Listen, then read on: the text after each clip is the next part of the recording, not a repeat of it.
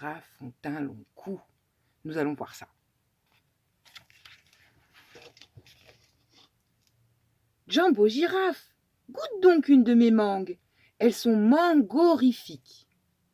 Il y a bien longtemps, Girafe avait de petites pattes, de petites cornes et un petit cou tout trapu. Elle avait aussi l'estomac très délicat.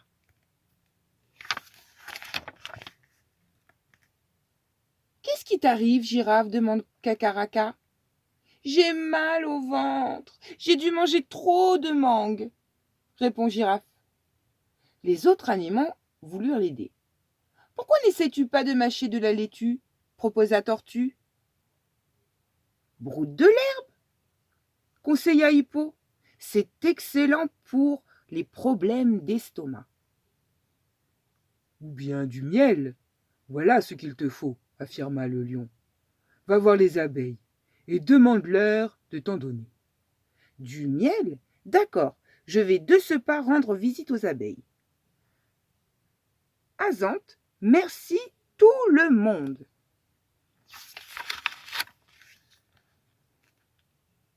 En route vers le nid des abeilles, Girafe rencontra Caméléon. Jumbo Girafe, pourquoi tu fais cette tête? J'ai un petit mal de ventre et Lion pense que je pourrais m'en débarrasser avec un peu de miel. Le miel est dans l'arbre bourdonnant où bourdonnent les abeilles. Serre-toi, espérons que cela te fera du bien. Et les abeilles s'éloigneront dans un vrombissement.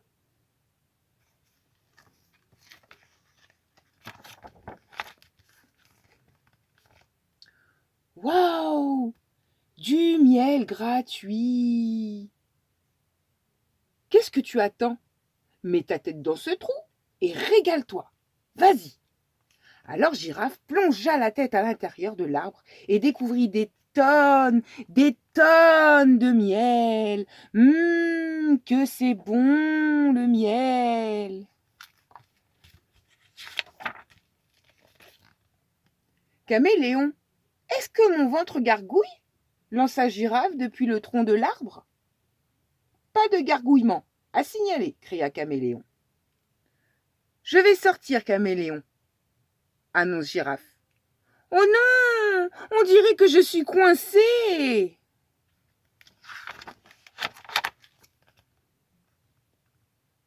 Je ne peux pas me dégager. Ma tête est du trou, s'exclame Girafe. Mais ne t'en fais pas pour moi, il y a plein de miel, succulent à lécher là-dedans. Tu ne peux pas rester comme ça, Girafe, dit Caméléon. Bon, je vais te chercher de l'aide. La nuit tombe. Girafe léchait et léchait encore. Du bon miel. Quand le matin arriva, Girafe léchait toujours. Qu'est-ce que je vous disais, expliqua Caméléon. Girafe est bloquée à l'intérieur de l'arbre. Et la girafe continue. C'est trop bon le miel. Puis-je faire une proposition, Votre Majesté demanda Tortue. Je suggère de tirer par les pattes.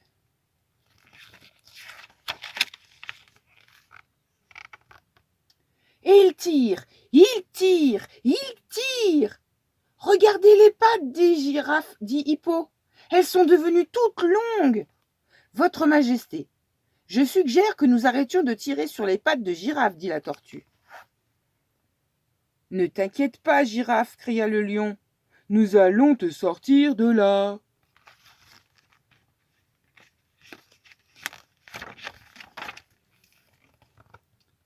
Eh bien, j'ai comme l'impression que nous sommes tous les deux ici pour un moment, fit remarquer Caméléon.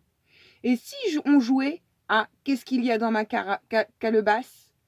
Dans ma calebasse, il y a une mangue. Oh, j'adore ce jeu, se réjouit Girafe. Dans ma calebasse, il y a une mangue et une grosse pierre jaune. Dans ma calebasse, il y a une mangue, une grosse pièce jaune, une chenille à pois. Dans ma carabasse, dit Girafe, il y a une mangue, une grosse pierre jaune, une chenille à pois et des noix. Tandis qu'il jouait, l'arbre de girafe poussa. Les feuilles brunirent et l'automne arriva. Les animaux se demandèrent quoi faire. Un œuf, une noix de coco, une plume, un flamant rose. C'est alors que le singe eut une idée. Je sais, retirons plutôt l'arbre de girafe. Pourquoi pas, dit Tortue. Nous n'y avons pas, de toute façon, nous n'avons pas d'autre plan. Et ils tirèrent, et tirèrent, et tirèrent, encore jusqu'à ce que... Arrêtez, arrêtez, arrêtez! Le cou de girafe s'allonge.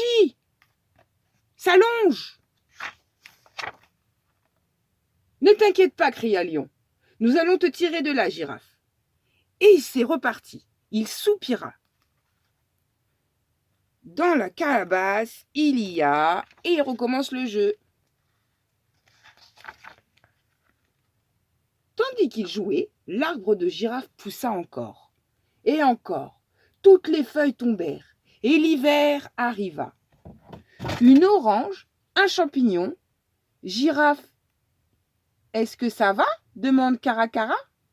Oh, très bien, Caméléon. Me tient compagnie et nous nous amusons beaucoup. Ils poursuivirent le jeu de l'arbre de girafe et poussa encore plus. De nouvelles feuilles apparurent et le printemps arriva. Une case vide, une figure de barbarie. Oh, c'est incroyable, regardez maintenant comment le cou de la girafe, il est immense, exclame Tortue. Girafe, ça va là-dedans?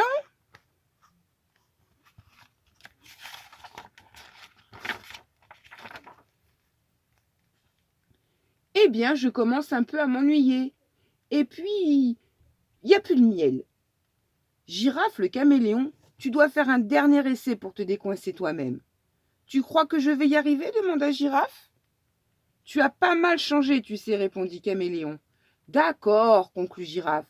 J'y vais. Et Girafe, maintenant longue et fine, se dégagea de l'arbre.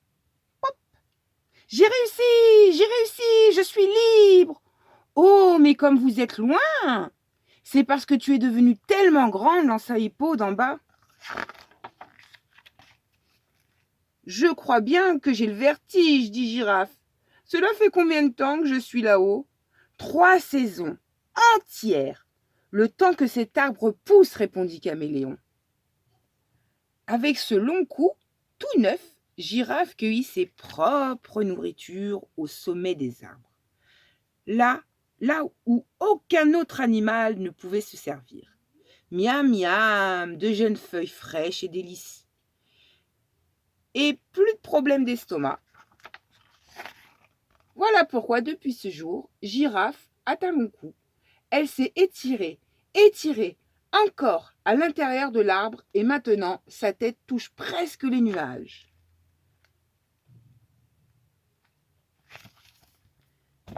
J'espère que cette histoire vous a plu. Je vous fais plein de gros bisous. Comme ça. Surtout, n'oublie pas de t'abonner et de mettre un petit j'aime si tu as aimé cette histoire. Et je voulais terminer par une petite chanson. Car, comme tu le sais, le Père Noël va bientôt venir te voir. Et donc, je vais t'apprendre une toute nouvelle chanson du Père Noël. Est-ce que tu es prêt à l'écouter? Oui? Alors mets le son bien fort et écoute bien ma petite chanson.